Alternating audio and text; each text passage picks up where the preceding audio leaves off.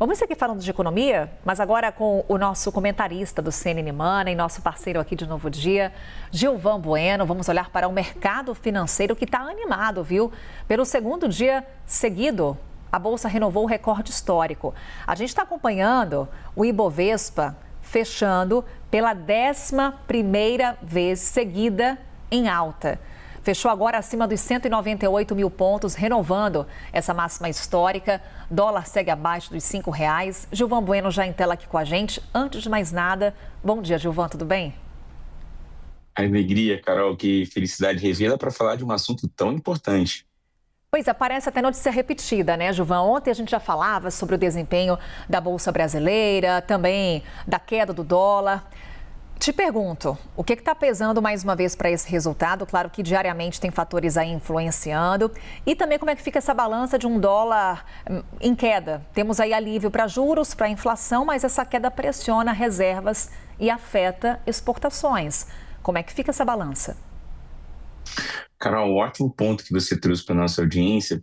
E a gente vai introduzir aqui uma arte mostrando esse número de 198 mil pontos, onde existe expectativa, Carol, de 200 mil pontos nos próximos dias e algumas casas internacionais, até no Brasil também, falando sobre 250 mil pontos. E por que isso está acontecendo, Carol? No passado, muitos investidores falavam sobre, analistas, falavam sobre a composição do Ibovespa, que era basicamente empresas de commodities, empresas de mineração e siderurgia, e que eles queriam empresas de tecnologia participando cada vez mais do Ibovespa. Mas o que nos foi presenteado é que a nossa bolsa é uma bolsa característica de petrolíferas, siderúrgicas, mineração, e dentro desse mercado dos conflitos geopolíticos que estão acontecendo no Irã, no Estreito de Hormuz, o Brasil consegue capturar isso porque ele tem uma grande produtividade na parte de commodities, e essas commodities são muito desejadas pelos investidores, porque a gente tem, por exemplo, a Vale do Rio Doce, a antiga Vale do Rio Doce, que é a atual Vale, e tem o maior minério de ferro do mundo. Nós temos aqui a Suzano, que fala de uma qualidade de celulose. Nós temos a Petrobras, que é muito importante em perfuração de muitas dificuldades. Ou seja, nós temos aqui empresas dominantes no setor de commodities, e o índice de commodities, que chama-se CRB, que também o Brasil é o grande coração do mundo em termos de commodities, um grande produtor de soja, de café, enfim, açúcar, cana-de-açúcar. Ou seja, nós temos diversas matérias-primas que ajudam nesse novo mundo que vai chegar. Então, os investidores estão olhando para cá com muito otimismo.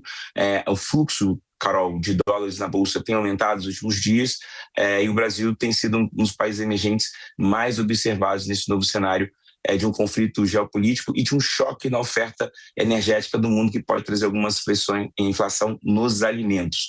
Então, nessa composição, o mercado de ações brasileiro consegue capturar isso de maneira muito ímpar. E você falou um ponto importante, Carol. O Brasil, ele é um país exportador, e quando o dólar cai, isso pode prejudicar, de certa forma, a nossa balança comercial, que é a diferença entre exportação menos importação.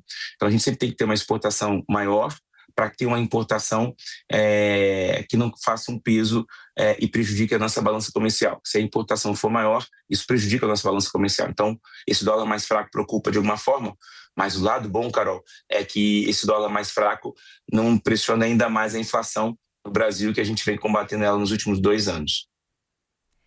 Inclusive, né, Gilvan, eu falava sobre o quanto que essa queda do dólar acaba, em alguma medida, influenciando os juros por aqui. Nos Estados Unidos, o tema juros também está em destaque. O secretário do Tesouro disse por lá esperar que o Fed corte os juros devido à guerra no Oriente Médio e seus impactos na economia mundial. Diante dessa declaração, Gilvan, o que tem de expectativa e o que de fato podemos ter de realidade? Carol, para conseguir te responder, ontem eu estive em São Paulo, estava na sua companhia, eu visitei diversas casas de análise, gestoras, bancos de investimentos, liguei para alguns amigos da minha última participação em Nova York para conversar e entender o que eles estavam ali falando. O relatório da FMI ele é muito rico porque ele consegue colocar o norte ao lado, por exemplo, do Banco Mundial, que você começa a pensar as projeções. Então, o que os estudos começaram a pensar? Olha, se a guerra se prolongar por um período maior, nós teremos um choque nos custos produtivos, um choque na oferta energética. Esse custo de frete vai aumentar, e isso vai ser repassado e reduzir a lucratividade e a atividade econômica, e, consequentemente, o mundo não vai crescer na mesma velocidade que nós pensávamos em janeiro. Então, essas foram as grandes questões. E aí os cálculos começaram quando será o impacto e qual a magnitude.